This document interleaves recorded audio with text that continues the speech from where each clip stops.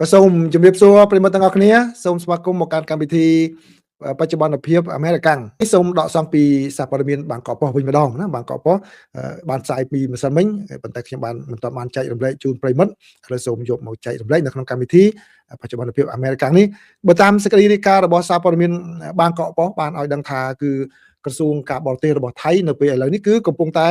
បាទចាប់ផ្ដើមពន្យល់ទៅដល់ប្រជាពលរដ្ឋថៃនឹងឲ្យយល់ថាអ្វីទៅជាយន្តការដោះស្រាយទំនាស់ឬក៏យន្តការផ្សះផ្សាដោយបង្ខំនៅក្រោមនីតិច្បាប់សមុទ្ររបស់អង្គការសហប្រជាជាតិហៅថា UNCLOS នោះបាទដោយខាងក្រសួងការបរទេសនឹងបានបញ្ជាក់នៅក្នុងទំព័រ Facebook របស់ខ្លួនកាលពីថ្ងៃសៅរ៍ម្សិលមិញម៉ោងសម្រាប់ម៉ោងនៅម៉ោងសហរដ្ឋអាមេរិកនេះណាបាទក៏ដូចជាម៉ោងនៅក្នុងប្រទេសថៃនិងកម្ពុជាដែរគឺកាលពីថ្ងៃសៅរ៍ដោយបញ្យល់ថាគឺដំណោះស្រាយនេះគឺมันមានកាតព្វកិច្ចដែលតម្រូវឲ្យគ្រប់តាមទេបាទមានកាតព្វកិច្ចតម្រូវទេបាទហើយគឺវាអាចក៏ប៉ុន្តែវាអាចនឹងមានបាទសម្ពាធនយោបាយបាទធ្ងន់ធ្ងរផងដែរហើយក៏ដូចជាឥទ្ធិពលយ៉ាងខ្លាំងក្លាពីអន្តរជាតិផងដែរបាទការយល់ឃើញចំពោះប្រទេសថៃបើសិនជាមិនចូលរួមនៅក្នុងទំនាស់នេះដោះស្រាយទំនាស់នេះដូចជាករណីទំនាស់ព្រំដែនទឹករវាងថៃនិងកម្ពុជាបាទនេះបើតាមការរាយការណ៍របស់ខាងបាងកកប៉ុស្តិ៍បាទក៏រាយការណ៍បន្ថែមទៀតថានៅក្នុងការបង្ហោះតាមសារតាម Facebook កាលពីថ្ងៃសៅរ៍នេះគឺក្រសួងបានបោះពុម្ពនៅការពន្យល់របៀបជាព័ត៌មានបន្ថែមឲ្យមហាជននឹងបានយល់ពីរឿងនោះថាតើយ៉ាងម៉េចទៅមហាជនដឹងពីផលប្រយោជន៍នៃនីតិវិធីនេះដើម្បីផ្ដល់នៅរូបភាពឲ្យកាន់តែច្បាស់ថែមទៀតអំពីយន្តការនៃការដោះស្រាយទំនាស់នេះក្រោយពីប្រទេសកម្ពុជាបានចាប់ផ្ដើមនីតិវិធីនេះដោយសារតែថៃគាត់បានលុបចោល MOU ក្នុងពេលកន្លងមកថ្មីនេះបាទហើយក្រសួងនោះក៏បានពន្យល់ថាគឺយន្តការដោះស្រាយទំនាស់គ្នាគឺមានច្រើនក៏ប៉ុន្តែនេះជាយន្តការមួយផងដែរដែលមានសម្រាប់ប្រទេសនានាដោះស្រាយនៅក្រោមច្បាប់UNCLOSនេះហើយលោកក្រសួងបានបញ្ជាក់ថាការរកឃើញនៅក្នុងតាមរយៈការសម្របសម្រួលនេះគឺគណៈកម្មការគេចេញមកបាទជាការមួយដែលជាអនុសាសន៍មិនមែនជាការសម្រេចសាលក្រមសាលដីកាដូចជាតុលាការនោះទេបាទហើយឬក៏ជាការសម្រេចរបស់ក្រុមប្រឹក្សាអាជ្ញាកណ្ដាលឬក៏តុលាការអាជ្ញាកណ្ដាលណានោះដែរបាទដែលមានតម្រូវលក្ខណៈផ្លូវច្បាប់ឲ្យទៅគ្រប់តាមប៉ុន្តែខាងនេះគឺអត់មានទេបាទហើយទោះបីជាយ៉ាងណាក៏ដោយគឺក្រសួងបានបញ្ជាក់ថាក្នុងគណៈពេលដែលអនុសាសន៍របស់គណៈកម្មការនេះគឺมันអាចយកមកអនុវត្តដោយបង្ខំបានបាទដោយសារតែវាជាការផ្ដល់អនុសាសន៍ហើយมันមានទម្ងន់ផ្លូវច្បាប់នោះបាទក៏ប៉ុន្តែក៏វាមានទម្ងន់ខាងនយោបាយហើយអាចនឹងប៉ះពាល់ទៅដល់ទីតាំងឬក៏ជំហររបស់ប្រទេសថៃនៅលើឆាកអន្តរជាតិក៏ដូចជាកិត្តិយសរបស់ថៃផងដែរបាទនៅក្រោមនីតិវិធីនេះគឺនៅពេលដែលគណៈកម្មការសម្របសម្រួលនេះបញ្ចប់ការងាររបស់គេហើយគឺពួកគេបានរៀបចំជារបាយការណ៍មួយថៃក៏បញ្យល់បន្ថែមណាជារបាយការណ៍មួយដែលមានការរកឃើញយ៉ាងណាថារឿងនោះវាកើតឡើងយ៉ាងណាហើយនឹងអនុសាសន៍របស់ពួកគេនឹងយ៉ាងណាត្រូវអនុវត្តតាមដូច្នេះភាគីដែលមានទំនាស់គ្នានោះគឺបាទរំពឹងថានឹងប្រើប្រាស់របាយការណ៍នេះធ្វើជាមូលដ្ឋានសម្រាប់ការចរចាបន្ថែមទៀតដែលមានគោលបំណងបាទសម្រាប់ឲ្យបាននៅកិច្ចព្រមព្រៀងដែលអាចទទួលយកបានទាំងសងខាងតែម្ដងបាទដំណើរការនេះតាមធម្មតាគឺនឹងចំណាយពេលប្រមាណជា1ឆ្នាំ21ឆ្នាំបន្ទាប់ពីគណៈកម្មាធិការនេះគឺបានចាប់ផ្ដើមចូលបំពេញការងារពេញលេញមុនពេលដែលពួកគេបានរៀបចំជារបាយការណ៍មួយដើម្បីដាក់ជូនភាគីទាំងសងខាងក្រសួងការបរទេសរបស់ថៃក៏បានបញ្ជាក់ផងដែរថាយុទ្ធនាការផ្សព្វផ្សាយព័ត៌មានឥឡូវនេះគឺថៃរដ្ឋាភិបាលថៃធ្វើនេះគឺក្នុងគោលបំណងដើម្បីឲ្យមហាជនបានយល់ដឹងបន្ថែមទៀតអំពីនីតិវិធី UNCLOS បាទដើម្បីជាគោលការណ៍មួយដែលប្រើប្រាស់ក្នុងក្របខ័ណ្ឌច្បាប់តាក់ទងជាមួយនឹងការដោះស្រាយបញ្ហាទំនាស់តាមព្រំដែនសមុទ្រនេះហើយក៏ធ្វើយ៉ាងណាឲ្យមានការដោះស្រាយដោយសន្តិវិធីរវាងប្រទេសទាំងពីរផងដែរបាទនេះគឺជាអ្វីដែលខាងប្រទេសថៃគាត់ខំប្រឹងប្រែងពន្យល់ទៅដល់មហាជនរបស់គាត់ឲ្យយល់អំពីនឹងផងដែរហើយជឿថានៅប្រទេសកម្ពុជានឹងឃើញតាមរយៈគឺនាយករដ្ឋមន្ត្រីរបស់កម្ពុជាតាមរយៈរដ្ឋមន្ត្រីក្រសួងការបរទេសរបស់កម្ពុជាក៏បានពន្យល់ទៅដល់មហាជនហើយនឹងតាមរយៈអ្នកជំនាញ ពិភាក្សានានាក៏គាត់បានចូលរួមបញ្ជូលតាមបណ្ដាញសង្គមតាមបណ្ដាញសារព័ត៌មានអីច្រើនអញ្ចឹងដូច្នេះបាទឃើញប្រិមិត្តសួរខ្ញុំច្រើនខ្ញុំក៏នីតិវិធីហ្នឹងក៏វាថ្មីដែរខ្ញុំក៏មិនសូវយល់ដែរគាត់ដឹងថាមាននីតិវិធីហ្នឹងពីព្រោះឲ្យដូចសេចក្តីរាយការណ៍កន្លងមកអញ្ចឹងគឺនេះលើកទី2ហើយដែលយកមកប្រើលើកទី1ហ្នឹងគឺរឿងអូស្ត្រាលីជាមួយនឹងទីម៉ូឡេសណាទីម៉ូខាងកើតនោះអញ្ចឹងដូច្នេះវារឿងថ្មីគាត់តែអ្វីដែលខ្ញុំអាចនិយាយជម្រាបជូនប្រិមិត្តដូចទាំងអស់គ្នាដូចដែលប្រិមិត្តធ្លាប់ចាំបានទេដែលក្នុងពេលកន្លងមកនៅពេលដែលខ្ញុំបាននិយាយថាParis Peace Agreement វាជារឿងសំខាន់ហើយណាវារឿងជារឿងសំខាន់ហើយមិនអាចនឹងគាត់ចោលបានក៏ប៉ុន្តែមិនមែនមានន័យថាមានតែ Paris Peace Agreement ហ្នឹងទេដែលយកមកឲ្យដោះស្រាយទំនាស់បានគឺវាមានយន្តការច្រើនឥឡូវហ្នឹងប្រិមិត្តបានដឹងមួយទៀតគេមាន UNCLOS មានអីចឹងមកបាទអញ្ចឹងបានដូចជាអ្វីដែលខ្ញុំធ្លាប់បាននិយាយពីមុនមកដែលខ្ញុំប្រាប់ពាក្យថាកុំគិតថាអ្វីក៏ PPA Paris Peace Agreement អ្វីក៏ Paris Peace Agreement វាដូចជាថ្នាំអាចទំសាយមួយដូចខ្មែរក្រហមតែឲ្យព្យាបាលគ្រប់ជំងឺកុំគិតអញ្ចឹងគឺទៅរៀនឲ្យបានច្រើនបាទឥឡូវគឺប្រិមិត្តអាចយល់បានណាឃើញទេបាទបានន័យថាមានយន្តការអ្វីផ្សេងទៀតប្រើគ្រប់លទ្ធភាពទាំងអស់ដើម្បីដោះស្រាយបញ្ហាបាទខ្ញុំគោលបំណងក្នុងពេលកន្លងមករបស់ខ្ញុំពេលខ្ញុំជម្រាបជូនភ្លាមៗអាចមានប្រិមិត្តមួយចំនួនគាត់មិនអាចទទួលយកបានឡើយប៉ុន្តែឥឡូវចាប់តាមយល់ឃើញទេបាទយល់ខ្លះយើងត្រូវរៀនឲ្យច្រើនចេះដឹងឲ្យច្រើនឲ្យច្បាស់អញ្ចឹងដើម្បីយកមកបន្តចេញច្រកណាទៅច្រកណាយើងត្រូវធ្វើយ៉ាងម៉េចឲ្យវាដឹងទាំងអស់បាទកុំថាសូត្ររត់មកពីម្ដង4តែប៉ុណ្ណឹងរហូតហ្នឹងអត់មានតាណាបែកចំណុចអីទេបាទអញ្ចឹងសូមអរគុណណាបាទសូមជម្រាបប៉ុណ្ណេះនៅព័ត៌មានតាក់ទងជាមួយនឹងការកាត់ខំប្រឹងប្រែងរបស់ប្រទេសថៃក្នុងការបញ្យល់ទៅដល់មហាជនរបស់គាត់ឲ្យយល់ដែរបាទព័ត៌មានទី3នេះគឺជាសេចក្តីរាយការណ៍របស់សារព័ត៌មាន NHK ហើយនៅខាងថៃនោះក៏មានរាយការណ៍ដែរក៏ប៉ុន្តែខ្ញុំដកសំពី NHK ជាទូរទស្សន៍ជប៉ុនដ៏ធំដែលបានរាយការណ៍រឿងនេះដោយសារតែពាក់ព័ន្ធជាមួយនឹងជនជាតិជប៉ុនអញ្ចឹងខាង NHK ក៏រាយការណ៍ទៅវាច្បាស់លាស់កាន់តែថែមទៀតណាបាទបើយោងតាមសេចក្តីរាយការណ៍របស់ទូរទស្សន៍ NHK ក៏ឲ្យដឹងថាប៉ូលីសថៃនឹងបានចាប់ខ្លួនបរិសុទ្ធជនជាតិជប៉ុនមួយរូបដែលសង្ស័យថាបើជាមេខ្លោងនៃក្រុម scam ឆោបោកតាមអនឡាញដែលមានមូលដ្ឋាននៅក្នុងទីក្រុងប៉ោយប៉ែតក្នុងប្រទេសកម្ពុជាគឺការចាប់ខ្លួននេះគឺកើតមានឡើងក្រោយពីមានការចាប់ខ្លួនជនជាតិជប៉ុនចំនួន29នាក់កាលពីឆ្នាំមុនដែលបានឃាត់ខ្លួនដោយអាជ្ញាធរកម្ពុជាពាក់ព័ន្ធជាមួយនឹងការធ្វើការនៅមជ្ឈមណ្ឌលបោកប្រាស់នៅក្នុងទីក្រុងប៉ោយប៉ែតបាទហើយអ្នកទាំងអស់នោះត្រូវបានអាជ្ញាធរកម្ពុជាបញ្ជូនត្រឡប់ទៅប្រទេសជប៉ុនវិញហើយត្រូវខាងប្រទេសជប៉ុនចាប់ខ្លួនយកមកសួរចម្លើយទៅបាទដឹងពីមេខ្លោងអ្នកណាដែលចង្អុលមកគឺចង្អុលចំម្នាក់មួយហ្នឹងដែលថាជាអ្នកធ្វើប្រតិបត្តិការតាក់ទងនឹងដោយបានថ្លែងនៅក្នុងសន្និសីទសារព័ត៌មាននៅក្នុងទីក្រុងបាងកកកាលពីថ្ងៃសៅរ៍គឺប៉ូលីសថៃបានបញ្ជាក់ថាការឃាត់ខ្លួនបរិសុទ្ធជនជាតិជប៉ុនម្នាក់នេះដែលមានអាយុក្នុងវ័យ30ឆ្នាំបាទក្មេងរហូតណា30ឆ្នាំហើយគឺជាជនសង្ស័យថាជាមេខ្លោងដ៏ធំមួយនៃក្រុមមួយដែលមានមូលដ្ឋាននៅក្នុងអគារមួយនៅក្នុងទីក្រុងប៉ោយប៉ែតប៉ូលីសសង្ស័យថាបរិសុទ្ធនោះបានធ្វើការពីចម្ងាយពីប្រទេសថៃឲ្យ manager អ្នកគ្រប់គ្រងជនជាតិចិននៅឯមូលដ្ឋាននៅក្នុងប្រទេសកម្ពុជាហើយបើតាមការចោទប្រកាន់គឺបរិសុទ្ធនោះបានធ្វើប្រតិបត្តិការឆៅបោកហ្នឹងដោយតាក់ទាញជួលមនុស្សដែលផ្សេងទៀតមកឲ្យចូលធ្វើការហ្នឹងហើយធ្វើឲ្យប្រជាពលរដ្ឋជប៉ុននឹងគឺចាញ់បោកមកធ្វើការហើយក៏បញ្ជូនពួកគេទៅឲ្យធ្វើការនៅមូលដ្ឋាននៅក្នុងទីក្រុងប៉ោយប៉ែតបាទប៉ូលីសក៏បាននិយាយឲ្យដឹងថាគឺបរិសុទ្ធនោះប្រហែលជាបានធ្វើការនៅក្នុងប្រទេសថៃនឹងអស់រយៈពេលជាច្រើនឆ្នាំមកហើយតែងតែធ្វើដំណើរជាញឹកញយទៅប្រទេសនានាដូចជាប្រទេសចិនម៉ាឡេស៊ីហើយនិងប្រទេសវៀតណាមបាទដូច្នេះបង្ហាញឲ្យប្រិយមិត្តដឹងថាបណ្ដាញតាក់ទងរបស់ពួកគេនឹងគឺមានមិនមែនតែនៅកម្ពុជាទេគឺនៅខាងចិននៅខាងវៀតណាមនៅខាងម៉ាឡេស៊ីផងដែរបាទអាជ្ញាធរថៃគឺមានគម្រោងថានឹងបញ្ជូនបរិសុទ្ធនោះត្រឡប់ទៅឲ្យប៉ូលីសជប៉ុននៅក្នុងពេលឆាប់នេះហើយគឺដោយរងចាំតែដោយការឃាត់ខ្លួនពីខាងជប៉ុនមកដើម្បីបញ្ជូនទៅតែប៉ុណ្ណោះបាទនេះគឺជាសេចក្តីរាយការណ៍របស់សារព័ត៌មាន NHK អំពីកិច្ចខំប្រឹងប្រែងនៅក្នុងការបង្ក្រាបការឆោបបោកតាមអនឡាញនេះគឺនៅមិនទាន់ផុតរលត់នៅឡើយទេទាំងខាងភាគីកម្ពុជាខាងភាគីថៃនិងអាជ្ញាធរផ្សេងទៀតផងដែរបាទព័ត៌មានទី4នេះគឺជាសេចក្តីរាយការណ៍របស់សារព័ត៌មាន The Guardian របស់អង់គ្លេសបាទរាយការណ៍ឲ្យដឹងបាទជារឿងមួយថ្មីតែម្ដងទើបតែផ្ទុះឡើងនៅក្នុងរយៈពេលប្រហែលម៉ោងមុននេះទេសារព័ត៌មាន Reuters ក៏មានរាយការណ៍ដែរក៏ប៉ុន្តែដោយសារតែ Reuters ក៏ដកសង្កពីប្រភព The Guardian ដែរអញ្ចឹងតាមទម្លាប់អ្នកសារព័ត៌មានគឺសារព័ត៌មានណារាយការណ៍មុនគេយកគេឲ្យ credit ទៅសារព័ត៌មានហ្នឹងបាទខ្ញុំអាចដកសង្ក Reuters ក៏បានដែរក៏ប៉ុន្តែដោយសារតែ Reuters ក៏គាត់ឲ្យ credit ទៅ Guardian អញ្ចឹងយករបស់ Guardian មកដើម្បីជាការមួយឲ្យប្រិមិត្តស្គាល់សារព័ត៌មានហ្នឹងផងជាការជូន credit ផងអ្នកសារព័ត៌មានគេគោរពគ្នាតាមរបៀបហ្នឹងអញ្ចឹងណាបាទអញ្ចឹងបើតាមសេចក្តីរាយការណ៍របស់សារព័ត៌មាន The Guardian ឲ្យដឹងថា លោកប្រធានាធិបតីសហរដ្ឋអាមេរិកលោក Donald Trump ត្រូវបានគេរាយការណ៍ថាកំពុងតែថ្លឹងថ្លែងអំពីផែនការនៅក្នុងការទិញកោះ Chago ពីប្រទេស Mauritius បាទប្រទេសភាសានៅខ្មែរឬក៏បារាំងគេថា Maurice ភាសាអង់គ្លេសហៅថា Mauritius ប្រទេស Maurice ក្នុងពេលដែលមានផែនការកំពុងតែជាប់គាំងពីចក្រភពអង់គ្លេសដែលមិនទាន់បានប្រគល់ដែនអធិបតេយ្យភាពទៅឲ្យដែនកោះនេះទៅឲ្យប្រទេស Maurice នៅឡើយទេបាទគឺនេះបើយោងតាមសេចក្តីរាយការណ៍ដែល The Guardian ក៏ដកសំពីសារព័ត៌មានមួយទៀតគឺ Telegraph ក៏បានរាយការណ៍យោងប្រភពដូចគ្នាអញ្ចឹងគឺសេចក្តីវិមាននៅពេលដែលសារព័ត៌មាន The Guardian បានតាក់ទងទៅសួរអំពីរបាយការណ៍នេះគឺមិនទាន់បានឆ្លើយតបមកវិញនៅឡើយទេនៅពេលដែលសារព័ត៌មាននេះបានសួរនេះបើយោងតាមការរាយការណ៍របស់ខាង The Guardian ហើយបើតាម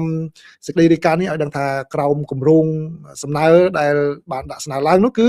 រដ្ឋបាលលោកប្រធានាធិបតី Donald Trump បាទគឺនឹងរំលងចោលនៅមន្ត្រីរបស់ចក្រភពអង់គ្លេសហើយគឺទិញកោះនេះតែម្ដងដើម្បីធ្វើយ៉ាងណាធានាឲ្យបាននៅមូលដ្ឋានយោធារបស់សហរដ្ឋអាមេរិកនៅទីនោះគឺមូលដ្ឋានយោធាហ្នឹងគេហៅថាមូលដ្ឋាន Diego Garcia ហ្នឹងគឺជាមូលដ្ឋានយោធារួមគ្នារវាងសហរដ្ឋអាមេរិកជាមួយនឹងចក្រភពអង់គ្លេសដែលនៅលើកោះ Chago បាទហើយពេលបច្ចុប្បន្ននេះគឺក្រោមការគ្រប់គ្រងខ្លះរបស់ចក្រភពអង់គ្លេសមិនទាន់ប្រគល់ទៅឲ្យ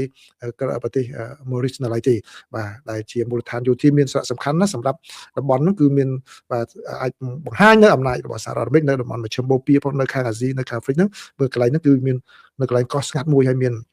ប្រតិបត្តិការច្រើនបើយោងតាមសេចក្តីរាយការណ៍នោះគឺមានតាក់ទងជាមួយនឹងការបាទកម្លាំងសម្ងាត់អីច្រើនដែលដាក់នៅកន្លែងនោះដែលមិនអាចមានអ្នកណាដឹងបានបាទទោះបីជាយ៉ាងណាក៏ដោយគឺតាមសេចក្តីរាយការណ៍របស់ Guardian គឺកោះនេះបាទគឺត្រូវដំបូងឡើយត្រូវតែឲ្យអង់គ្លេសហ្នឹងបកគលឲ្យសិនឲ្យកោះហ្នឹងមានឯករាជ្យសិនបាទឲ្យមានឯករាជ្យផុតពីអង់គ្លេសសិនហើយបានអនុញ្ញាតឲ្យសហរដ្ឋអាមេរិកហ្នឹងគឺចរចាទិញពីប្រទេស Maurice ដោយផ្ទាល់តែម្ដងនេះបើតាមការរាយការណ៍ពីខាងសារព័ត៌មាន The Telegraph បានរាយការណ៍ដឹងក៏ប៉ុន្តែអ្វីដែលជាឆ្អឹងទៅតឹងកនៅឡើយនោះគឺបាទគេមានការព្រួយបារម្ភថាបើសិនជាទិញកោះនេះហើយបាទហើយបកគលទៅឲ្យប្រទេស Maurice អាចនឹងមានបញ្ហាប្រឈមដោយសារតែប្រទេស Maurice នេះជាសម្ព័ន្ធមិត្តជិតស្និទ្ធជាមួយនឹងប្រទេសចិនផងដែរឃើញទេបាទអញ្ចឹងដូច្នេះនេះជាលក្ខណៈភូមិសាស្ត្រនយោបាយបន្ថែមទៀតហើយបាទដែលទៅពិចារណាបាទអញ្ចឹងសូមជូនប៉ុណ្ណេះបាទតើវាមានការវិវត្តយ៉ាងណានៅពេលខាងមុខក៏តែអ្វីដែលខ្ញុំបាទដឹងនោះគឺទីតាំងភូមិសាស្ត្រនេះគឺមានសារៈសំខាន់ណាស់គឺជាកោះមួយដែលស្ថិតនៅក្នុងមហាសមុទ្រឥណ្ឌាហើយមានទីតាំងហ្នឹងដែលអាចនឹងមើលប្រើអំណាចយោធារបស់សហរដ្ឋអាមេរិកហ្នឹងគ្រប់គ្រងទៅលើតំបន់មជ្ឈិមបូព៌ាតំបន់អាស៊ីខាងត្បូងហើយនឹងតំបន់អាហ្វ្រិកខាងកើតផងដែរបាទអញ្ចឹងដូច្នេះវាជារឿងមួយដែលសហរដ្ឋអាមេរិកយល់ថាបើសិនជាបាត់បង់តំបន់នេះគឺអាចនឹងបាត់បង់ការឈរជើងគ្រប់គ្រងតំបន់យុទ្ធសាស្ត្រដ៏សំខាន់ផងដែរបើព័ត៌មានទី5បាទគឺរឿងនេះកើតឡើងមុននេះបន្តិចទៅបាទមុនពេលដែលខ្ញុំផ្សាយនេះគឺប្រហែលជាខ្ទង់2ម៉ោងហើយបាទគឺបើតាមសេចក្តីរាយការណ៍ដែលខ្ញុំដកស្រង់មកនេះគឺខាងសារព័ត៌មានបាទ Fox News ក៏រាយការណ៍ណា Fox News ក៏រាយការណ៍ឲ្យដឹងថាគឺមានមនុស្ស6នាក់សារព័ត៌មានមុនរាយការណ៍ថា5នាក់ទេបើតែចុងក្រោយនេះ Fox News គាត់ធ្វើបច្ចុប្បន្នភាពគាត់ថាមាន6នាក់ត្រូវបានគេចាក់នៅជិតស្ថានីយ៍ភ្លើង Penn Station ស្ថានីយ៍ Penn នៅក្នុងទីក្រុង New York តែម្ដងគឺរឿងនេះកើតឡើងនៅយប់ថ្ងៃអាទិត្យនេះបាទដែលធ្វើឲ្យមានមនុស្សម្នាក់រងរបួសធ្ងន់ធ្ងរបាទនេះបើយោងតាមអាជ្ញាធរហើយក៏បានបញ្ជាក់ដឹងថាជនសង្ស័យជាជនដៃដល់បាទគឺត្រូវបានប៉ូលីសចាប់ខ្លួនបានហើយសារព័ត៌មាន Fox News ថាអាជ្ញាធរប៉ូលីសនៅទីក្រុង New York បានប្រាប់សារព័ត៌មាននេះឲ្យដឹងថាគឺរឿងនេះកើតឡើងនៅម៉ោងប្រហែលជា7:02 នាទីល្ងាចមកនៅក្នុងទីក្រុង New York មក7យប់បាទដូច្នេះវាជារឿងមួយតែទៅជាម៉ោង10 ព្រឹកមិញមកនៅក្នុងប្រទេសកម្ពុជាឥឡូវមកកម្ពុជាមក9 7មកកម្ពុជាដូចជាម៉ោង8ព្រឹក8ព្រឹកមិញមកនៅកម្ពុជា8ព្រឹកមិញមកនៅកម្ពុជាទេណាបាទហើយបើយោងតាមការផ្សាយរបស់ខាង Fox News នោះគឺអ្នកទាំង6នាក់នេះគឺជាជនស៊ីវិលទេបាទហើយគឺមានម្នាក់រងរបួសធ្ងន់2នាក់ទៀតគឺបាទរងរបួសរងរបួសមធ្យមហើយនឹង3នាក់ទៀតគឺរងរបួសស្រាលទេបាទអញ្ចឹងដូច្នេះមានការករណីចាក់នៅក្នុងទីក្រុង New York ណាបាទហើយព័ត៌មានចុងក្រោយនេះចេញផុតពីសហរដ្ឋអាមេរិកគឺទៅក្បែរប្រទេសកម្ពុជាវិញម្ដងបាទ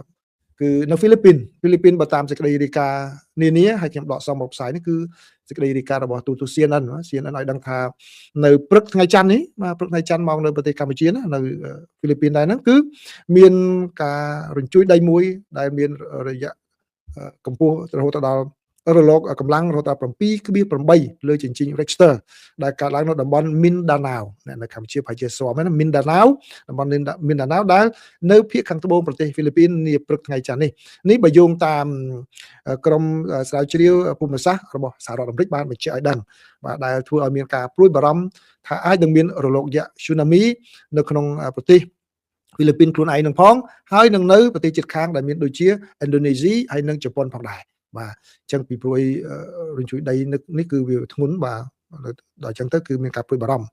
ហើយរញ្ជួយដីនេះគឺកាត់ឡើងនៅម៉ោងប្រហែលជា 7:37 នាទីព្រឹកម៉ោងនៅក្នុងប្រទេសហ្វីលីពីនបាទគឺបានន័យថាទៅជាម៉ោង 6:37 នាទីព្រឹកណាម៉ោងនៅក្នុងប្រទេសកម្ពុជាបាទនេះគឺជារឿងមួយដែលកើតឡើងហើយបើតាមការបញ្ជាក់របស់ខាងនាយកដ្ឋានខាងការគ្រប់គ្រងភ្នំភ្លើងរបស់ខាងហ្វីលីពីននេះក៏បានដឹងថាគឺឥឡូវនេះគឺមានការប៉ះពាល់នឹងទៅច្រកនៅខាងច្រាំងនៅក្នុងទីក្រុង Santos General Santos ទីក្រុងនោះផងដែរបាទដែលនៅក្នុងខេត្តSarangani បាទដែលនៅភាគខាងចុងខាងត្បូងនៃដែនកោះ Mindanao បាទអញ្ចឹងដូច្នេះគឺមានផលប៉ះពាល់ខ្លាំងខាងពីគ្រោះធម្មជាតិនេះនៅខាងហ្វីលីពីនណាអញ្ចឹងមកដល់ពេលនេះមិនទាន់មានសេចក្តីរាយការណ៍អំពីការរងគ្រោះនៅឡើយទេពីព្រោះវាទើបតែកើតមានឡើងដូច្នេះអាចនឹងមានបច្ចុប្បន្នភាពបន្តទៀតពីអ្នកដែលរងគ្រោះពីកន្លែងដែលផលប៉ះពាល់ខ្លាំងតែប្រទេសណាទៀតអាចនឹងប៉ះពាល់បាទហើយព័ត៌មានចុងក្រោយនេះគឺជា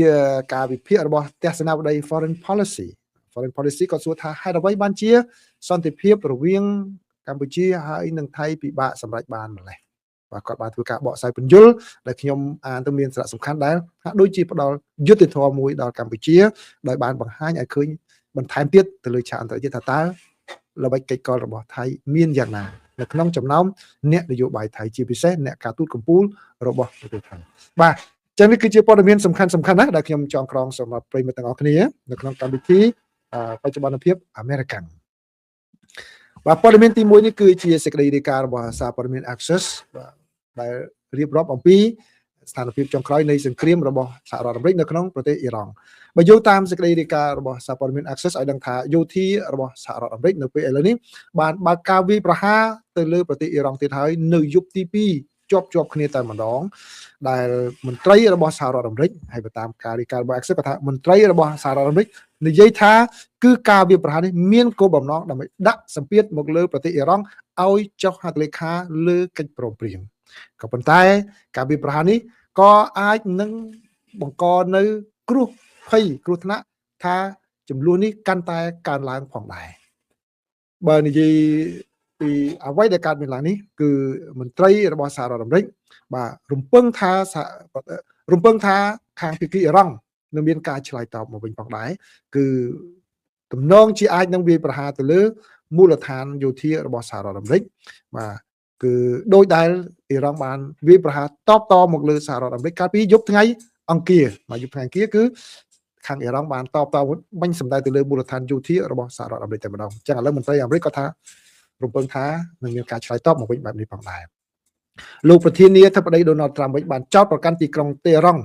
ថាលេងល្បិចដាក់អាមេរិកដោយចាត់ទុកថាអាមេរិកដូចជាមនុស្សបាទដែលមិនបានការ suckers បាទថាជា suckers ជាមនុស្សមិនបានការនៅក្នុងការចរចាបាទហើយគឺបានសម្រេច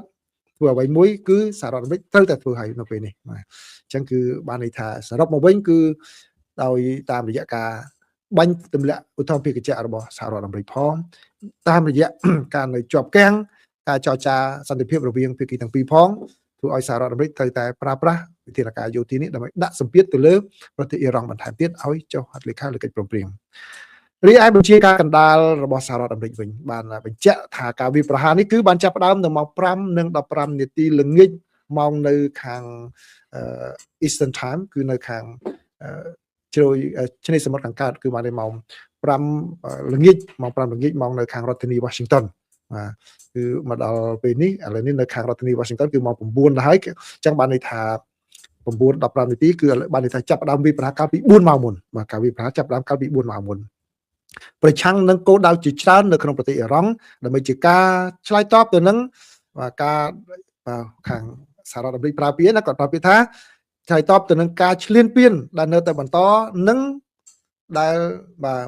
មិនមានលក្ខណៈធានាបានរបស់ប្រទេសអ៊ីរ៉ង់គាត់ថាអ៊ីរ៉ង់ឈ្លានពានមន្ត្រីសហរដ្ឋអាមេរិកមួយរូបបានប្រាប់សារព័ត៌មាន Axios ថាគោលដៅទាំងអស់គឺនៅភាគខាងត្បូងប្រទេសអ៊ីរ៉ង់ហើយរួមមានប្រព័ន្ធការពារដែនអាកាសរបស់អ៊ីរ៉ង់រ៉ាដាទីបញ្ជាការ drone ហើយនិងអង្គភាពបញ្ជាផងដែរដូច្នេះគឺជារឿងមួយដែលសហរដ្ឋអាមេរិកដាក់គោលដៅចំទៅលើគោលដៅយោធាដោយឡែកលោករដ្ឋមន្ត្រីក្រសួងការពារជាតិរបស់សហរដ្ឋអាមេរិកលោក Pete Hegseth វិញបានប្រាប់អ្នកសារព័ត៌មានក្នុងអំឡុងពេលដែលលោកអញ្ជើញទៅបំពេញទស្សនកិច្ចនៅទីបញ្ជាការដ្ឋានខាងសិនខុំបញ្ជាការដ្ឋានបញ្ជាការកណ្ដាលដែលមានទីតាំងនៅក្នុងរដ្ឋ Florida ថាគឺបញ្ជាការកណ្ដាលនេះនឹងមានការងារធ្វើរវល់ហើយនៅយប់នេះយប់ហ្នឹងពីព្រោះអីយើងនឹងវាយប្រហារទៅលើប្រទេសអ៊ីរ៉ង់ឲ្យកាន់តែខ្លាំងក្លា we are going to hit Iran hard ខ្លាំងតែម្ដងហើយលោកបានបន្ថែមថាអ៊ីរ៉ង់មានឱកាសក្នុងការសម្រេចកិច្ចព្រមព្រៀងដ៏ធំជាមួយនឹងសហរដ្ឋអាមេរិកប៉ុន្តែពួកគេមិនមានចេតនាក្នុងការធ្វើដូច្នោះទេដោយលោកបានបន្ថែមថាគឺពួកគេត្រូវតែទទួលគ្រាប់បែកទម្លាក់ទៅលើទីតាំងអគារសំខាន់នៅក្នុងប្រទេសអ៊ីរ៉ង់ពីយោធារបស់សហរដ្ឋអាមេរិកហើយគឺវាមិនជាការមួយឈានទៅដល់ការចាប់ផ្ដើមសង្គ្រាមជាថ្មីនោះទេក៏ប៉ុន្តែគឺជាការមួយដាក់លក្ខខណ្ឌសម្រាប់ការព្រមព្រៀងគ្នាមួយចឹងបានន័យថាសហរដ្ឋអាមេរិកយកគ្រាប់បែកទៅដាក់លក្ខខណ្ឌនៅក្នុងការចរចាជាមួយនឹងប្រទេសអ៊ីរ៉ង់លោក Hegseth បានបន្ថែមទៀតថាប្រសិនបើយើងត្រូវការចរចាដោយប្រើប្រាស់គ្រាប់បែកនោះគឺយើងនឹងចរចាដោយគ្រាប់បែកហើយនេះភាសាអង់គ្លេសថា if we need to negotiate with bombs we will negotiate with bombs ចាំមិនថាប្រសិនបើយើងត្រូវតែយកគ្រាប់បែកទៅចរចាគឺយើងនឹងយកគ្រាប់បែកទៅចរចាហើយយើងនឹងវាយប្រហារពួកគេកាន់តែខ្លាំងនៅយប់នេះហើយសង្ឃឹមថាអ៊ីរ៉ង់នឹងធ្វើការសម្រេចចិត្តដ៏ល្អមួយ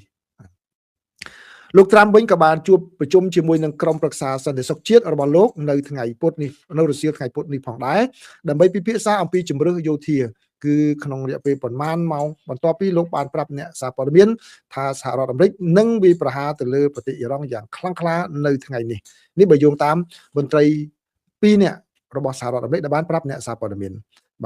ដោយឡែកខាងអ៊ីរ៉ង់វិញអ៊ីរ៉ង់វិញគឺបើយោងតាមសារព័ត៌មាន Tasnim ទីភ្នាក់ងារសារព័ត៌មាន Tasnim បានរាយការណ៍ដោយដកសងសម្ដីរបស់ប្រភពយោធារបស់ប្រទេសអ៊ីរ៉ង់បាននិយាយថាគឺអាមេរិករងចាំការឆ្លើយតបដ៏ធ្ងន់ធ្ងរពីអ៊ីរ៉ង់ផងដែរចឹងបានន័យថានេះគឺជាការប្រើប្រាស់វោហារសាស្ត្រដាក់គ្នាទៅវិញទៅមកផងហើយនឹងសកម្មភាពផងចឹងឥឡូវដឹងហើយចេញពីសហរដ្ឋអាមេរិកមុនតើខាងអ៊ីរ៉ង់ឆ្លើយតបយ៉ាងណាមិនទាន់មានសេចក្តីរាយការណ៍នៅឡើយទេប៉ុន្តែមុននឹងបន្តិចគឺ BBC បានរាយការណ៍ដែលខ្ញុំមិនបានដកមកគឺ BBC ថាបានខាងអ៊ីរ៉ង់បានបាញ់សម្ដៅទៅលើនាវានៅក្នុងសមុទ្រច្រកហូម៉ូសហើយបាញ់ទៅចំនាវានៅក្នុងទីនោះក៏ប៉ុន្តែមិនបានរាយការណ៍លម្អិតនៅឡើយទេដូច្នេះអាចនឹងមានបច្ចុប្បន្នភាពឲ្យដឹងតាក់ទងជាមួយនឹងការវាយប្រហារទៅលើនាវាពាណិជ្ជកម្មនៅច្រកសមុទ្រហូម៉ូស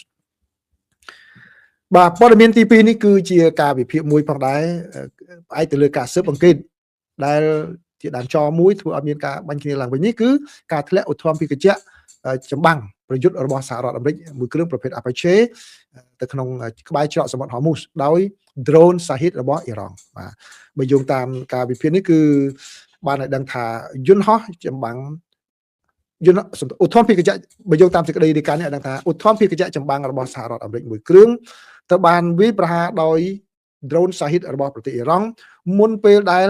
ឧទ្ធម្ភាគចក្រនោះបានធ្លាក់ចូលទៅក្នុងច្រកសមុទ្រក្បែរច្រកសមុទ្រហូម៉ូសក៏ប៉ុន្តែគេនៅមិនទាន់ដឹងច្បាស់នៅឡើយទេថា drone ដែលបាញ់ចំឧទ្ធម្ភាគចក្រនោះគឺជា drone ដែលបាញ់ដែលមានគោលបំណងតម្រង់មកឧទ្ធម្ភាគចក្រនេះឬក៏វាជារឿងមួយហោះមកចៃដន្យចំឧទ្ធម្ភាគចក្រនោះទេសារព័ត៌មាន Access គឺបានរាយការណ៍មុនគេថាគឺបើយោងតាមមន្ត្រីរបស់សហរដ្ឋអាមេរិកមួយរូបបានធ្វើអត្ថាធិប្បាយថា drone របស់អ៊ីរ៉ង់នេះគឺបានបាញ់មកចំឧទ្ធម្ភាគចក្ររបស់សហរដ្ឋអាមេរិកប្រភេទ AH-64 Apache មុនពេលដែលឧទ្ធម្ភាគចក្រនោះធ្លាក់ចូលទៅក្នុងទឹកសមុទ្រនៅថ្ងៃទី8ខែមិថុនានេះបើយោងតាមសេចក្តីរាយការណ៍របស់ Access ហើយក្រោយមកសារព័ត៌មាន The New ក៏បានបញ្ជាក់ផងដែរថាគឺមានសេចក្តីរាយការណ៍ដោយយោងតាមប្រភពពីមន្ត្រីរបស់សហរដ្ឋអាមេរិកដែលមិនបញ្ចេញឈ្មោះថាគឺខាងក្រមយោធារបស់សហរដ្ឋអាមេរិកកំពុងតែស៊ើបអង្កេតហើយកំពុងតែវិតម្លៃថាតើ drone របស់អ៊ីរ៉ង់នេះបានវាប្រហារចំឧទ្ធម្ភាគចក្រនោះដោយចេតនាឬក៏ជាការវាប្រហារដោយចៃដន្យនោះទេបាទគឺទោះបីជាយ៉ាងណាក៏ដោយគឺអ្វីដែលគេចង់ដឹងនោះគឺថាតើ drone ដែលអ៊ីរ៉ង់កំពុងតែប្រើនឹងតាមធម្មតាបាទគឺវាត្រូវពឹងផ្អែកទៅលើប្រព័ន្ធ GPS ដែលនាំមុខដោយប្រព័ន្ធផ្កាយរណបបាទហើយគឺវាមានការដាក់បញ្ចូលកម្មវិធីបាទដើម្បីសម្ដៅទៅលើគោលដៅដែលក្នុងរយៈចម្ងាយឆ្ងាយគឺមិនមែនជាគោលដៅដែលប្រើសម្រាប់គោលដៅដែលចល័តនោះទេបាទគឺសម្ដៅទៅលើគោលដៅនៅនឹងមួយកន្លែងក៏ប៉ុន្តែអ្នកជំនាញនៅសហរដ្ឋអាមេរិកបាននិយាយថាវាអាចដែរក្នុងករណីដែលអ៊ីរ៉ង់ទទួលបានបច្ចេកវិទ្យាបន្ថែមទៀតពីប្រទេសរុស្ស៊ីយកមកអភិវឌ្ឍ drone សាហិតនេះហើយធ្វើឲ្យវាមានលទ្ធភាពនៅក្នុងការបាញ់ទៅរេទៅតាមគោលដៅដែលចល័តផងដែរបាទបើទោះបីជាការសន្និដ្ឋានយ៉ាងណាក៏ដោយបើតាមសារព័ត៌មាននេះបានដឹងថាក្នុងគណៈពេលដែលការសន្និដ្ឋានការស្រាវជ្រាវស៊ើបអង្កេតនៅបន្តគឺអ្វីដែលគេដឹងច្បាស់នោះគឺប្រកាសណាស់ថា drone ដែលមានតម្លៃ35,000ឬក៏$35,000របស់អ៊ីរ៉ង់បានបាញ់ទម្លាក់ឧទ្ធម្ភាគចក្ររបស់សហរដ្ឋអាមេរិកមួយដែលមានតម្លៃរហូតដល់$25 $25 លាន$25 លានហើយអ្វីដែលអាមេរិកអាចនិយាយថាជាចំណុចល្អនោះគឺគេអាចសង្គ្រោះអ្នកបើកបរទាំងពីរនាក់ឲ្យនៅរស់រានមានជីវិតដោយមិនមានការខូចខាតអ្វីនោះទេបាទនេះជាព័ត៌មានទី2ណាប្រិមិត្តបាទព័ត៌មានទី3នេះគឺតាក់ទងជាមួយនឹងអតិផរណានៅសហរដ្ឋអាមេរិកបាទបើយោងតាមសេចក្តីរាយការណ៍របស់សារព័ត៌មាននានាបានឲ្យដឹងថាមានការបញ្ចេញតួលេខអំពីអតិផរណាចុងក្រោយនេះឲ្យខ្ញុំដកស្រង់មកនេះគឺជាសេចក្តីរាយការណ៍របស់សារព័ត៌មាន NBC News ណា NBC News ក៏បានរាយការណ៍បាទសូមសង្ខេបជូនប្រិមិត្តគឺបើយោងតាមសេចក្តីរាយការណ៍របស់ NBC បានឲ្យដឹងថាលោកប្រធានាធិបតី Donald Trump គឺបានឆ្លើយជាមួយនឹងអ្នកសារព័ត៌មាននៅពេលដែលមានការចេញបង្ហាញអំពីតួលេខអតិផរណានោះថាតើលោកប្រធានាធិបតីមានការព្រួយបារម្ភអំពីទួទិន្នន័យសេដ្ឋកិច្ចថ្មីដែលបង្ហាញថាអតិផរណាកាលពីខែមុននោះគឺមានការកើនឡើងបាទរហូតដល់ជាចំនួនមួយដែលខ្ពស់ជាងគេបំផុតហើយក្នុងរយៈពេល3តាំងពីឆ្នាំ2023មកបាទគឺបាទ3ឆ្នាំចុងក្រោយនេះបាទហើយប៉ុន្តែអ្វីដែលជាការឆ្លើយតបរបស់លោកប្រធានាធិបតី Donald Trump វិញលោកបានសរសើរតួលេខរបស់រដ្ឋាភិបាលបាទលោកបាននិយាយថាអូតួលេខហ្នឹងវាអស្ចារ្យវា great បាទអ្នកដឹងទេអ្វីដែលខ្ញុំពិតជាស្រឡាញ់នោះ what I really love បាទអ្វីដែលខ្ញុំចូលចិត្តនោះគឺខ្ញុំស្រឡាញ់អតិផរណាអ្នកដឹងថាហេតុអ្វីទេពីព្រោះនៅពេលណាសង្គ្រាមនេះចប់ទៅគឺនៅពេលណាសង្គ្រាមចប់គឺវានឹងត្រឡប់ចុះមកវិញហើយបាទវានឹងចុះមកវិញលឿនដូចដុំថ្មអញ្ចឹងបាទដោយលោកបាននិយាយយកសម្ដៅទៅលើសង្គ្រាមនៅក្នុងប្រទេសអ៊ីរ៉ង់ជាពិសេសនៅច្រក Hormuz បើកាលណាវាចប់ទៅគឺអតិផរណានឹងធ្លាក់ចុះមកវិញហើយក្រុមខាងគណៈបកប្រជាធិបតេយ្យវិញនៅពេលដែលលើសូលោកប្រធានាធិបតីមានប្រសាសន៍អញ្ចឹងបាទពួកគេនឹងគឺបានវាយប្រហារខ្លាំងជាពិសេសលោក Chuck Schumer ដែលជាមេដឹកនាំក្រុមសម្លេងភាគតិចនៅព្រឹទ្ធសភារបស់សហរដ្ឋអាមេរិកដែលមកពីខាងគណៈបកប្រជាធិបតេយ្យហើយនិងលោកស្រី Elizabeth Warren បាទដែលជាសមាជិកព្រឹទ្ធសភាមកពីរដ្ឋ Massachusetts បាទចោទប្រកាន់លោកប្រធានាធិបតីថាលោកប្រធានាធិបតីមិនបានសម្ដែងនៅការខ្វាយខ្វល់អំពីជីវភាពរស់នៅរបស់ពលរដ្ឋអាមេរិកនោះទេបាទក្រោយមកលោកប្រធានាធិបតី Donald Trump បានថាទេគេយកសម្ដីខ្ញុំនឹងទៅនិយាយខុសទេក្នុងន័យរបស់លោកនឹងលោកចង់បាននិយាយថាអតិផរណាវាឡើងអញ្ចឹងក៏ប៉ុន្តែអាចនឹងធ្លាក់ចុះមកវិញបាទនៅពេលណាដែលសង្គ្រាមចប់តែប៉ុណ្ណោះបាទដោយលោកបានព្យាករណ៍ថាអតិផរណានៅពេលសប្តាហ៍ថ្ងៃនេះគឺវាឡើងដោយសារតែរឿងសង្គ្រាមនៅអ៊ីរ៉ង់នោះទេបាទដោយឡែកខាងគណៈបកសាធារណរដ្ឋវិញគឺប្រធានរដ្ឋសភារបស់គណៈរបស់សហរដ្ឋអាមេរិកដែលមកពីខាងគណៈបកសាធារណរដ្ឋគឺលោក Mike Johnson បាទខិតខំនិយាយការពារលោកប្រធានាធិបតីផងដែរថាលោកប្រធានាធិបតីគឺការនិយាយហ្នឹងគឺមានគេដកសងសម្ដីខុសទេពីព្រោះអីសូចនាករទាំងអស់បង្ហាញថាសេដ្ឋកិច្ចរបស់សហរដ្ឋអាមេរិកកើនឡើងបាទគឺតម្លៃទំនិញបើទោះបីជាយ៉ាងណាក៏ដោយក៏ថាការប៉ុន្តែការកើនឡើងតម្លៃប្រេងសាំងអីហ្នឹងអាចធ្វើឲ្យប៉ះពាល់បាទមានការជឿចាប់ទៅដល់ពលរដ្ឋអាមេរិកផងដែរដូច្នេះតើតួលេខនៃអតិផរណានឹងយ៉ាងណាបានជាគេថាដូចជាឡើងខ្លាំងម្ល៉េះគឺបើតាមតួលេខដែលបានបង្ហាញនៅថ្ងៃពុធនេះឲ្យដឹងថាតួលេខអតិផរណានៅខែឧសភាកន្លងមករបស់សហរដ្ឋអាមេរិកនេះគឺបានឡើងពីចំនួន2កណ្ដកសញ្ញា 4% បាទកាលពីឆ្នាំមុនរហូតមកដល់4កណ្ដកសញ្ញា 2% បាទអញ្ចឹងបានន័យថាពី 2.4 ឡើងមកដល់ 4.2 và cứ bạn cho sơ tại pi đónក្នុងរយៈពេល1ឆ្នាំបាទហើយបាទដូចជារឿងមួយមិនល្អទេហើយបើប្រៀបធៀបនឹងកាលពីខែមេសាគឺឡើងថែមកន្លះភាគរយទៅទៀតបាទអញ្ចឹងហើយបានជាមានការព្រួយបារម្ភមានការកឹងសម្បាផងដែរដែលគេបើគេប្រៀបធៀបទៅតួលេខនេះបាទគឺខ្ពស់ជាងតាំងពីឆ្នាំ2023មកបាទគឺមិនដែលខ្ពស់អញ្ចឹងឥឡូវនេះបានខ្ពស់អញ្ចឹងទៀតថែមទៀតហើយបាទអញ្ចឹងនេះគឺជាសូចនាករមួយនៃអតិផរណានៅសហរដ្ឋអាមេរិកហើយព័ត៌មានចុងក្រោយនេះបាទព័ត៌មានចុងក្រោយនេះគឺជាសេចក្តីរាយការណ៍របស់សារព័ត៌មាន foreign policy បាទទស្សនវិស័យ foreign policy គាត់ដាក់ចំណងជើងថាហេតុអ្វីបានជាកម្ពុជាសន្តិភាពរវាងកម្ពុជាហើយនិងថៃហ្នឹងគឺពិបាកម្ល៉េះ so uneasy បាទមិនស្រួលសោះអញ្ចឹងបាទនេះគឺជាអត្ថបទដែលសរសេរដោយអ្នកសារព័ត៌មានរបស់ខាង foreign policy គឺលោក Joseph បាទអញ្ចឹងខ្ញុំសូមបកប្រែទូលជូនប្រិយមិត្តទាំងអស់គ្នាហើយប្រិយមិត្តយល់យ៉ាងណាដែរសម្រាប់ខ្ញុំយល់ថានេះជាការសរសេរមួយដែលបង្ហាញនៅភាពយុត្តិធម៌មួយសម្រាប់កម្ពុជានឹងបានឲ្យដឹងថាពិភពលោកបានដឹងអ្វីដែលជាតាក់ទិចដែលថៃកំពុងប្រើសប្តាហ៍ថ្ងៃតើអ្នកសារព័ត៌មាននេះគាត់សរសេរយ៉ាងម៉េចចំណងជើងដាក់ថាហេតុអ្វីបានជាសន្តិភាពរវាងកម្ពុជានិងថៃវាមិនស្រួលសោះដូច្នេះគឺឥឡូវនេះគឺការរយៈពេល6ខែបន្ទាប់ពីមានការប្រយុទ្ធគ្នារវាងកម្ពុជានិងថៃបានបញ្ចប់ទំនាក់ទំនងរវាងប្រទេសទាំងពីរនៅតែមិនទាន់ដោះស្រាយបាននៅឡើយទេនៅតែមានលក្ខណៈគ្រោះថ្នាក់ខ្លាំងណាស់នៅថ្ងៃទី5ខែមិថុនាប្រទេសថៃបាននិយាយថាខ្លួននឹងចូលរួមក្នុងនីតិវិធីនៃការដោះស្រាយទំនាស់ដោយការផ្សះផ្សាបង្ខំតាមច្បាប់របស់អង្គការសហប្រជាជាតិបាទដែលកម្ពុជាជាអ្នកចាប់ផ្ដើមដើម្បីដោះស្រាយនៅចំនួនព្រំដែនទឹករវាងប្រទេសទាំងពីរនៅពេលជាមួយគ្នានោះដែរបាទនៅពេលជាមួយគ្នានោះដែរគឺថៃនឹងបានប្រកាសថាកិច្ចខិតខំប្រឹងប្រែងក្នុងការដោះស្រាយទំនាស់នៅលើព្រំដែនគោកជាមួយនឹងកម្ពុជាត្រូវតែផ្អាកសិនគឺសន្តិភាពបាទការចរចាសន្តិភាពស្ដីអំពីព្រំដែនគោកជាមួយនឹងកម្ពុជាហាក់ដូចជានៅជាប់គាំងហើយការប៉ះទង្គិចនៅតាមព្រំដែនទោះខ្លះហាក់ដូចជាបានកើតមានឡើងដែលក៏ប៉ុន្តែការប្រយុទ្ធគ្នាជុំទី3គឺទំនងជាអាចនឹងមិនកើតមានឡើងទេបើទោះបីជា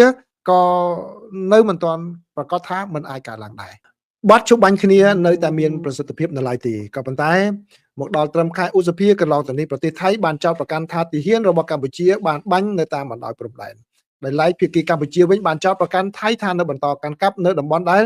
ខ្លួនបានទទួលស្គាល់ពីមុនមកថាជាទឹកដីរបស់កម្ពុជាប្រទេសថៃនៅតែបិទច្រកព្រំដែនរបស់ខ្លួនដដែលបើទោះបីជាមានផលប៉ះពាល់ទៅលើខាងផ្នែកសេដ្ឋកិច្ចក៏ដោយឥឡូវនេះគឺប្រទេសថៃមានលេសមួយទៀតនៅក្នុងការបោះបង់ចោលនៅការចរចាសន្តិភាពនៅតាមព្រំដែនបន្ទាប់ពីប្រទេសថៃបានអូសបន្លាយពេលវេលាអស់រយៈពេលជាច្រើនខែបណ្ដាប្រជាជាតិនៅក្នុងតំបន់អាស៊ីអាគ្នេយ៍ហៅកាត់ថាអាស៊ាននេះគឺខិតខំធ្វើយ៉ាងណាជំរុញឲ្យប្រទេសថៃនិងកម្ពុជាឈានទៅដល់កិច្ចព្រមព្រៀងសន្តិភាពមួយបាទហើយដោយគ្មានការផ្លាស់ប្ដូរនោះគឺទំនាស់តាមព្រំដែននឹងនៅតែជាទំនាស់មួយដែលនៅជាប់គាំងដដែលគឺជាទំនាស់ដែលមិនអាចដោះស្រាយបាននោះទេក្នុងពេលជាមួយគ្នានោះដែរគឺចំនួនដែនសមុទ្ររវាងប្រទេសទាំងពីរឥឡូវនេះគឺកំពុងតែប្រឈមមុខជាមួយនឹងការដោះស្រាយតាមរបៀបអាជ្ញាកណ្ដាលមួយបាទដំណើរការនេះគឺជាដំណើរការដែលកម្ពុជាបានស្នើឡើងដែលជាការមួយដោះស្រាយបញ្ហានេះដោយបង្ខំក្រមច្បាប់របស់អង្គការសហប្រជាជាតិហៅថា UNCLOS បាទហើយបញ្ហាដែលយកមកដោះស្រាយនេះគឺតាក់ទងជាមួយនឹងធនធានធម្មជាតិនៅក្នុងក្រមបាតសមុទ្រដែលមានតម្លៃរហូតដល់$300,000 លានគឺជាធម្មពលដែលនៅទីនោះហើយប្រទេសទាំងពីរគឺកម្ពុជានិងថៃទាមទារត្រួតស៊ីគ្នាអ្វីដែលធ្វើឲ្យកម្ពុជាបានចាប់ផ្ដើមនីតិវិធីនៃការប្រើប្រាស់ UNCLOS នេះគឺបន្ទាប់ពីប្រទេសថៃបានលុបចោលបានហាយចោលនៅប្រទេសនៅក្នុងសហព័ន្ធមានក៏ហាយចោលតែម្ដងនៅកិច្ចព្រមព្រៀងឆ្នាំ2001ដែលបានប្រកាសអំពីចេតនារបស់ប្រទេសទាំងពីរនៅក្នុងការអភិវឌ្ឍរួមគ្នាទៅលើតំបន់ដែលមានធនធានធម្មជាតិនេះហើយនោះវាជាយន្តការតែមួយគត់ដែលមានក្នុងពេលកន្លងមកនេះសម្រាប់ប្រទេសនៅអាស៊ីអាគ្នេយ៍នេះបាទហើយដែលជាការមួយបានចរចាគ្នារីឯការងាកមកប្រើយន្តការដោះស្រាយទំនាស់ដោយផ្សះផ្សាដោយបង្ខំនេះគឺជាយន្តការមួយដែលធ្លាប់បានប្រើក្នុងពេលកន្លងមកដែរដើម្បីដោះស្រាយទំនាស់ព្រំដែនរវាងប្រទេស Timor Leste ជាមួយនឹងប្រទេសអូស្ត្រាលីនៅឆ្នាំ2016រហូតមកដល់ពេលនេះគឺប្រទេសថៃបានព្យាយាមបាទកិច្ចចេញមិនចង់ប្រើនៅការដោះស្រាយទំនាស់ តាមយន្តការអន្តរជាតិនោះទេដោយមានអារម្មណ៍ថាការចរចាទ្វេភាគីគឺ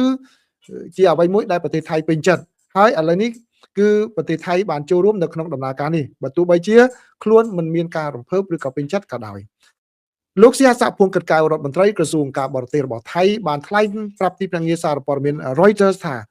ខ្ញុំបានប្រាប់ទៅដល់សមាភាគីកម្ពុជាថាហេតុអ្វីបានជាយើងមិនចរចាគ្នាមករយៈសិនទៅដូចជា6ខែឬក៏អ្វីផ្សេងទៀតនោះបាទដើម្បីស្វែងរកដំណោះស្រាយប្រទេសថៃបាននិយាយថាខ្លួនបានបដិសេធចោលអំពីការពិភាក្សាគ្នាណាមួយតាក់ទងជាមួយនឹងការចែករំលែកនៅធនធានគ្នានៅតាមបណ្ដោយព្រំដែនទឹកសមុទ្រនេះបាទដោយមានការផ្សះផ្សានោះក៏ប៉ុន្តែការចរចាគ្នាអំពីការចែករំលែកធនធានដែលចែករំលែកមួយជាមួយគ្នានោះវាគឺជាបញ្ហាមួយសំខាន់ណាស់ដូច្នេះតើអ្វីទៅដែលថៃពិតជាចង់មានចេតនាពិតប្រាកដនោះបាទអ្នកនិពន្ធគាត់បានសន្និដ្ឋានថាគឺគាត់បានសន្និដ្ឋានថាគាត់មានកលឹះមួយចំនួនដែលអាចនឹងសន្និដ្ឋានបានទី1ការដែលថៃចូលរួមជាមួយនឹងកម្ពុជានៅក្នុងនីតិវិធីនេះគឺថៃសង្ឃឹមថានឹងប្រើប្រាស់ឥទ្ធិពលរបស់ខ្លួននៅក្នុងដំណើរការនេះផងដែរដែលជាការជាក់ស្ដែងណាស់គឺខ្លួនអាចមានឱកាសដើម្បីទៅការពារបញ្ហាតាក់ទងជាមួយនឹងធនធានធម្មជាតិនៅទីនោះចំណុចទី2គឺបណ្ដាប្រទេសនៅអាស៊ីអាគ្នេយ៍តែងតែបង្ហាញថាពួកគេជាអ្នកគោរពច្បាប់អន្តរជាតិជាអ្នកផ្ដល់ទៅលើសារៈសំខាន់នៃច្បាប់អន្តរជាតិហើយលោកសៀស័កភួងកិត្តកែវគឺជាអ្នកការទូតអាជីពហើយក៏ជាអ្នកមួយដែលបាទយល់ឃើញថាការដែលប្រើប្រាស់យន្តការសហការគ្នាស្របតាមច្បាប់អន្តរជាតិនេះគឺជារឿងមួយល្អបើសិនជាថៃមិនគោរពតាមទេគឺវាធ្វើឲ្យថៃអាក្រក់ទៅវិញទេនៅទីបញ្ចប់ប្រសិនបើថៃមានអារម្មណ៍ថាការផ្សះផ្សានេះគឺបែរជាប្រឆាំងជាមួយនឹងផលប្រយោជន៍របស់ថៃនោះគឺថៃមិនខាតបង់អ្វីទេបាទពីព្រោះអីក្នុងបរិបទមួយរបស់ UNCLOS ដែលជាឧបសម្ព័ន្ធនោះបាននិយាយថាគ្មានអ្នកណាមួយមានសិទ្ធិបង្ខំឲ្យភាគីណាមួយត្រូវគោរពបានទេដូច្នេះរបាយការណ៍របស់គណៈកម្មាធិការនេះរួមមានទាំងការសន្និដ្ឋានផងដែរឬក៏អនុសារណៈដែលចេញមកគឺជារឿងមួយដែលមិនអាចយកមកចងភាគីណាមួយឲ្យគោរពបានឡើយបាទនេះគឺជាអ្វីដែលលោកសៀស័កភួងកិត្តកែវគាត់និយាយដោយខ្លួនឯងហើយអ្នកសារព័ត៌មាន diplomat នេះសំទោស foreign policy នេះគាត់យកមកវិភាគផងដែរអញ្ចឹងជាសរុបមកវិញដូច្នេះប្រិយមិត្តអាចយល់បានហើយគឺនៅអ្វីដែលអ្នកសារព័ត៌មានអន្តរជាតិគាត់អាចយល់បានពីតាក់ទិចរបស់ថៃគឺក្រោយពីបាទពញាអូកាឡាពីរឿងចរចាព្រំដែនគោកហើយលុបចោលកិច្ចព្រមព្រៀង MOU បាទហើយឥឡូវនៅកម្ពុជាអូសដៃទៅតុលាការហ្នឹងខ្លួនឯងនឹងក៏ចូលដែរក៏ប៉ុន្តែចូលទៅនឹងដើម្បីទៅធ្វើយ៉ាងណាមានព្រៀបនៅទាំងនោះការពារប៉ុន្តែបើសិនជាចរចាមិនមានប្រយោជន៍ដល់ខ្លួនឯងទេគឺខ្លួនឯងមិនគោរពតាមទេបាទដូច្នេះនេះគឺជាអ្វីដែលខាង foreign policy ក៏បានចេញផ្សាយនៅថ្ងៃនេះណាចាំប្រិយមិត្តណាចង់ទស្សនៈចង់អានចាំចូលអានដោយផ្ទាល់ខ្លួនឯងទៅបាទខ្ញុំយកមកនេះគឺទាំងស្រុងដែរគាត់សរសេរខ្លីបែបនេះណាបាទប៉ុន្តែវាបង្ហាញនៅការយល់ដឹងអំពីខាងអន្តរជាតិអំពីអ្វីដែលជាល្បិចកិច្ចកលរបស់ខាងភាគីថៃផងដែរបាទចឹងសូមអរគុណប្រិយមិត្តច្រើនដែលខំចូលមកទទួលយកការចែករំលែកព័ត៌មានរបស់ខ្ញុំនេះបាទថ្ងៃនេះរវល់បន្តិចមិនបាននៅឆ្លើយសំណួរទេណាបាទចឹងសូមអរគុណ